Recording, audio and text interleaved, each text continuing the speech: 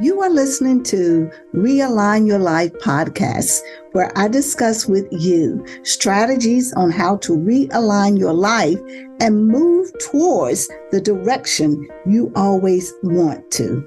I am Vivian, the host of this podcast, and every week I will bring value on how to improve and realign your life either through a guest or my thoughts. I can't wait to share what we have this week. It's time to realign your life. Well, hello there, and welcome back to Realign Your Life podcast. This is Vivian, the host of this show, and I am so excited to have you join me for this episode. Well, this is the first of the year, and you know we all come up with these resolutions that we're going to do this, going to do that. Everybody's back in the gym. I live close to a Y, and the parking lot is jam-packed. Want to see how that is 3 months from now.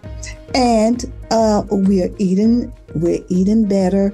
And, you know, we've got all of these little things that on our list, our to-do list, that we're going to be better at in 2024. And of course, as women, we think that we are superheroes and that we can do it all, And, you know, I do believe that this is the year of the woman. So how can we work through all of the things and all of the business of life, you know, work, home, activities, committees, boards, all of the things that we have to do, you know, children. So, and I'm getting a taste of that now. So how do we realign our lives to be able to deal with the busyness of life itself and all of the things that we have to do as women? Well, once again, and I don't have to tell you this over and over again, but of course, you know that I'm a believer, and I am a promoter of women. I believe that women have a unique place in God's kingdom, and that He wants us to do it with dignity, but He also wants us to take care of ourselves. And, you know, realigning our lives and moving forward into the things that we desire and that we want to be involved in, it takes taking care of yourself. Just recently was on a plane, and, you know, as the flight attendant was giving instructions, of course, the first thing she says is that, you know, make sure that you put the oxygen on yourself before you take care of anyone else. And so that's very important. So I want to talk about how do we prioritize taking care of ourselves as busy women?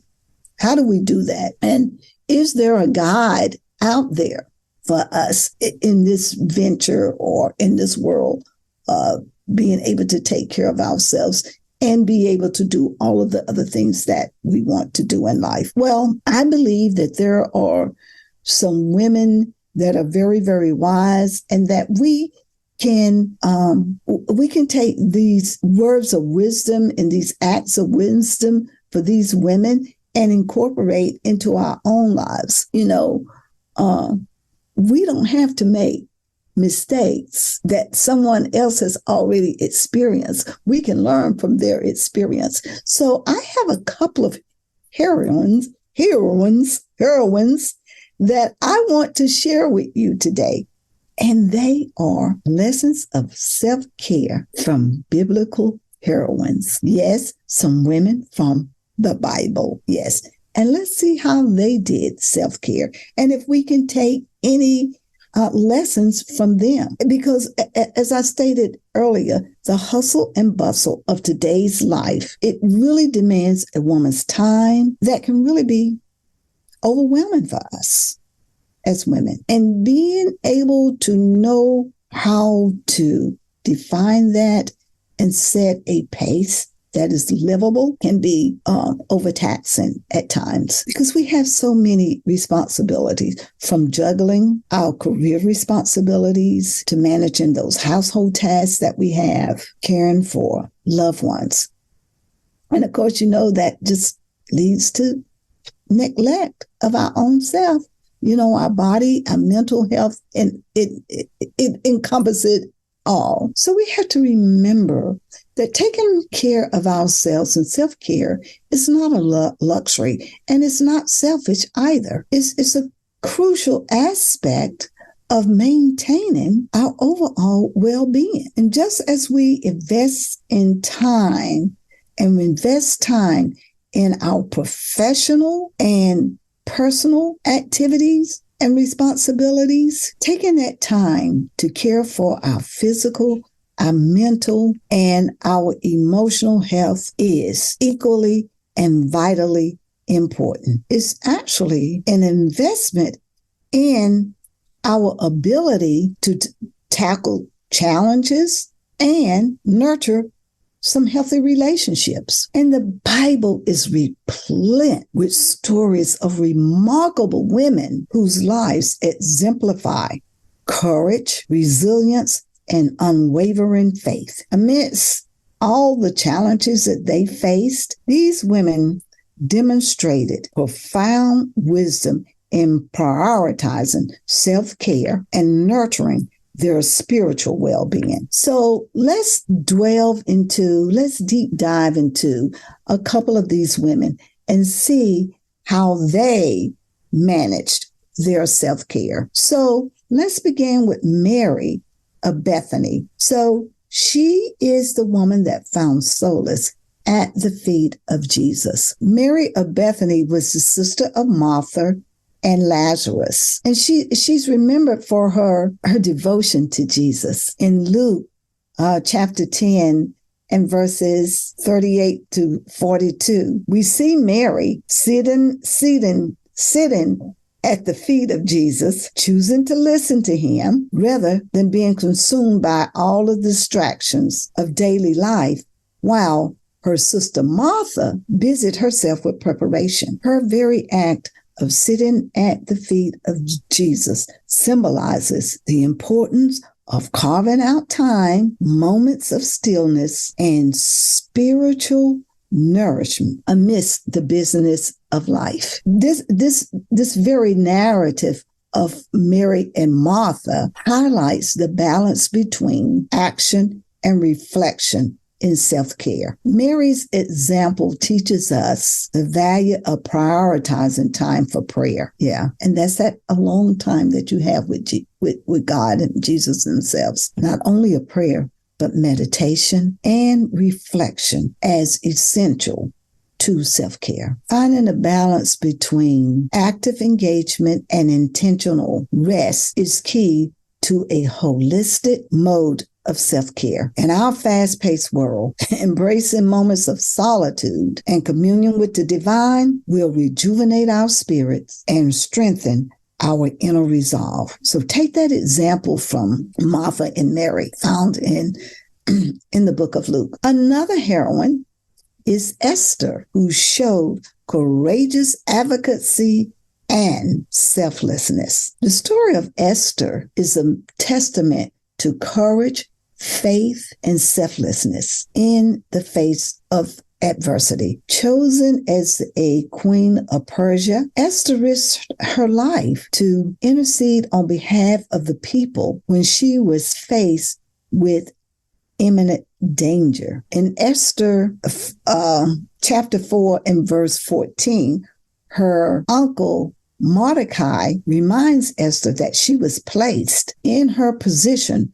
for such a time as this, urging her to summon the courage to face injustice and oppression. As women, we can draw from Esther's boldness, learning to assert ourselves and to prioritize our needs when faced with difficult situations. Taking the initiative in self-care is a powerful step toward holistic well-being. Esther's unwavering commitment to her people reflects a profound sense of self-care rooted in empathy and compassion. By standing up for what is right, even at a great personal risk, Esther exemplifies the transformative power of advocating for the well-being of others as an integral aspect of self-care. Then we have the woman with the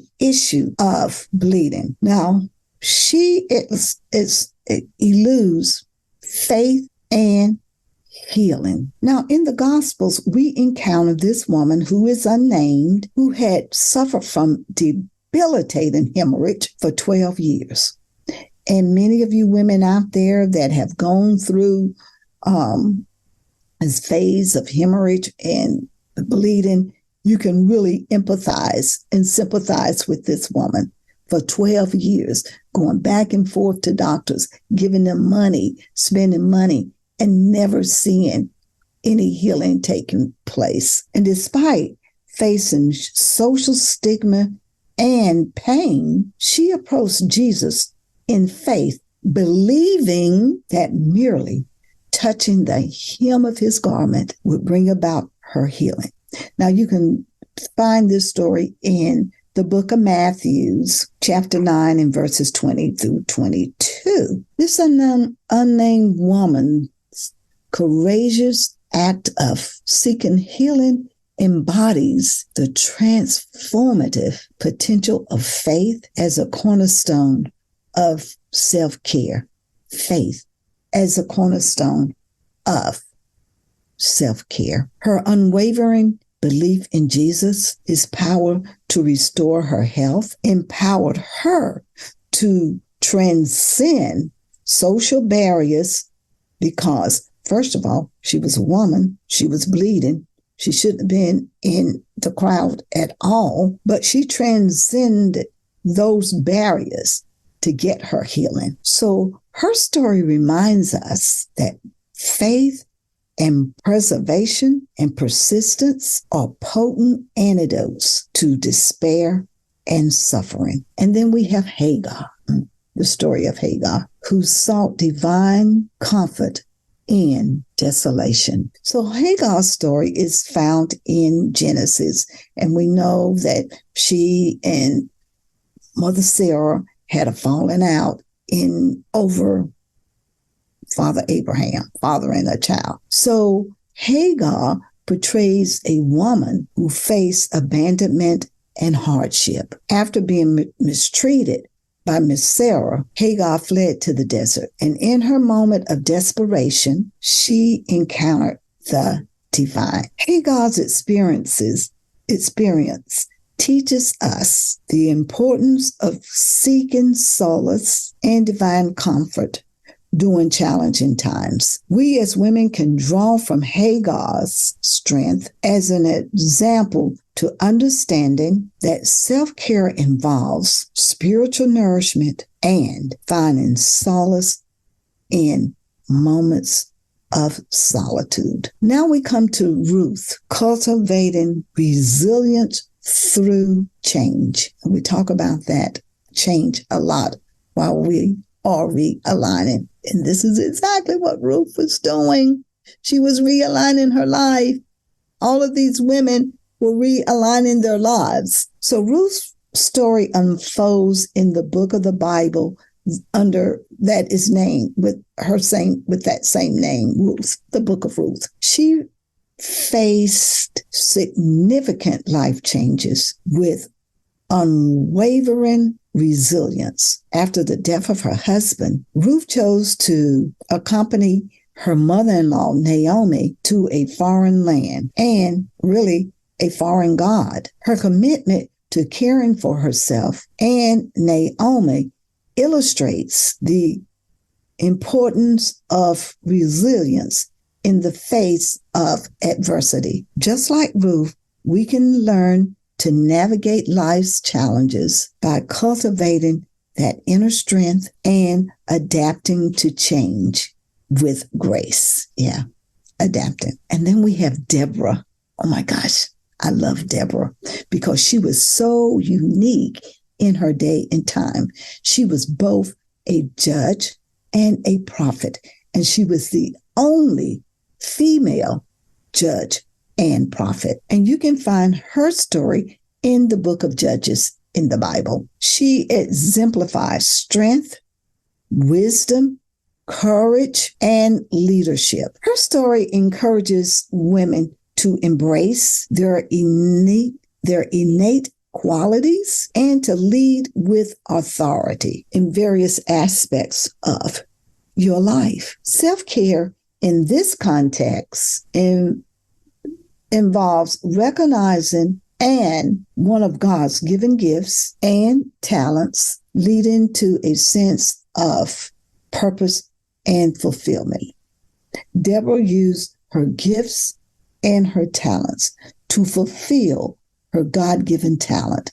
And that is what we as women can take away from our sister Deborah. So, ladies and gentlemen, and everybody else that are out there listening, in conclusion, the women of the Bible oftentimes offer us timeless wisdom and inspiration for navigating the complexities of life with grace, resilience, and faith.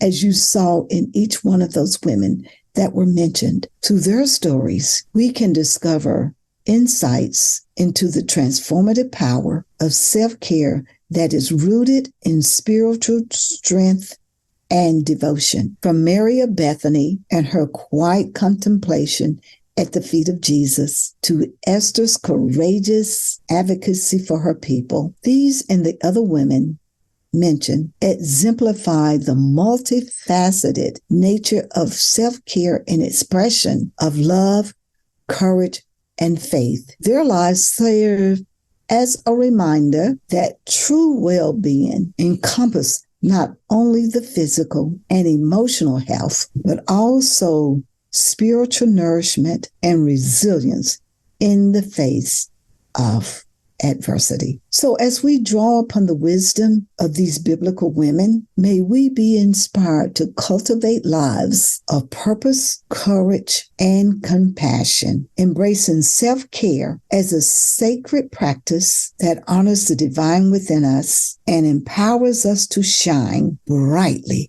in a world in need of hope and healing. Well, my friends, I truly hope that you have been able to glean a little something from these wonderful, courageous women of the Bible, and that you will be inspired to embrace self-care for yourself and to make sure that that sister sitting beside you, or your daughter, or your mom, or your auntie, or your cousin is embracing self-care and taking care of themselves, or your wives, or your significant other, or embracing self-care and taking care of themselves. So thank you for joining me today, and I look forward to seeing you in the next episode. But in the meantime, take care. Oh, and by the way, I need to mention that if you go to godskindofwoman.org, you will find information on our upcoming retreat in April and our prayer breakfast that will be held on March the 2nd. You can go to godskindofwoman.org and find that information, or you can go to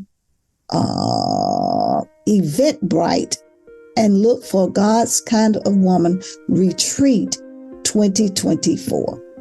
Well, take care, my friends, and in the meantime, peace. I hope you enjoyed this episode. The best gift that you could give me is to share this podcast with family and friends. And don't forget to review it. That way, this podcast will grow organically. If you need to reach out to me, please check out my Facebook page, DM me there, or you can email me at godskow@gmail.com. We have upcoming Bible studies that we would love for you to join us in, or if there is a guest or someone that you would like to see me interview on this podcast, please let me know. We are here to work together to realign our lives. Until the next episode, take care, and I look forward to sharing more and more with you as we realign our lives. Peace until next week.